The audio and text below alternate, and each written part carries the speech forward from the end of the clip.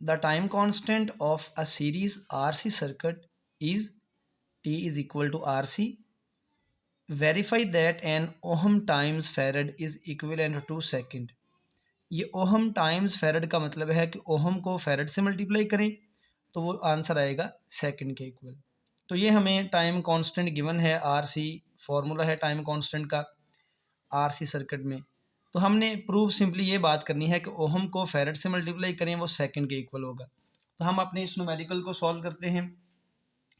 Example 12.6 है, ये given था और ये हमने प्रूव करना है। तो अब हम इसको सॉल्व करेंगे इस तरह से। हम जानते हैं कि by Ohm's law V is equal to IR,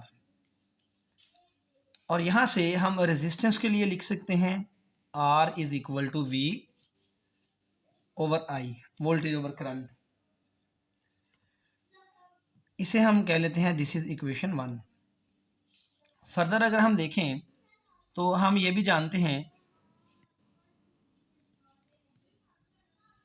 कि जो करंट है इसको हम डिफाइन करते हैं current I is equal to rate of flow of charge, that is Q over T। तो ये करंट की वैल्यू जो है Q ओवर T यह यहाँ इस इक्वेशन 1 में पुट कर दें तो हमारी रेजिस्टेंस के लिए इक्वेशन बनेगी R is equal to V over current की वैल्यू पुट की Q ओवर T, तो ये बनेगा Q ओवर T।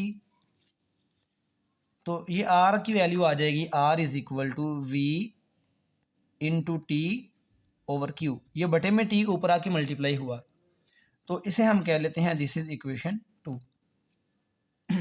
और फर्दर हम ये जानते हैं कि इन अ कैपेसिटर, एक कैपेसिटर में हम चार्ज लिखते हैं Q is equal to CV। V यहाँ पे पोटेंशियल डिफरेंस है और C कैपेसिटेंस है। यहाँ से मैं C की वैल्यू निकाल सकता हूँ, C is equal to Q over V। इसे मैं नाम दे देता हूँ दिस इज इक्वेशन 3। तो मैं यहाँ पे R और C क्यों लिख रहा हूँ? R है रेजिस्टेंस और C है कैपेसिटेंस।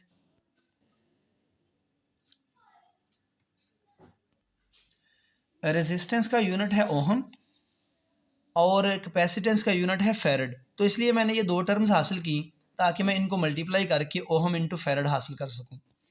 तो ये C की वैल्यू, ये R की वैल्यू, अब इक्वेशन 2 और 3 को मल्टीप्लाई कर दें।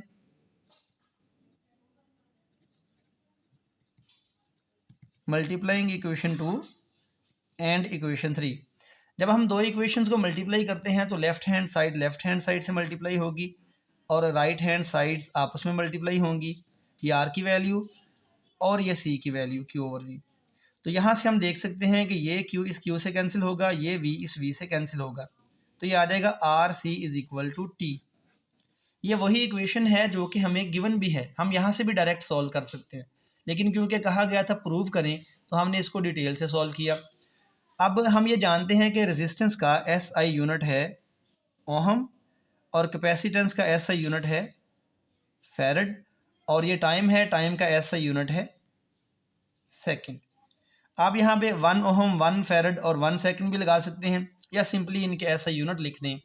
तो रेजिस्टेंस का यूनिट ओहम, कैपेसिटेंस का यूनिट फेरड और टाइम का यूनिट है सेकंड।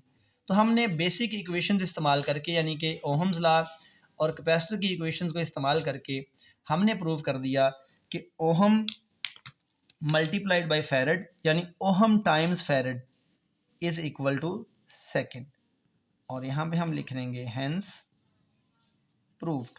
तो हमारा सोल्यूशन मुकम्मल हुआ।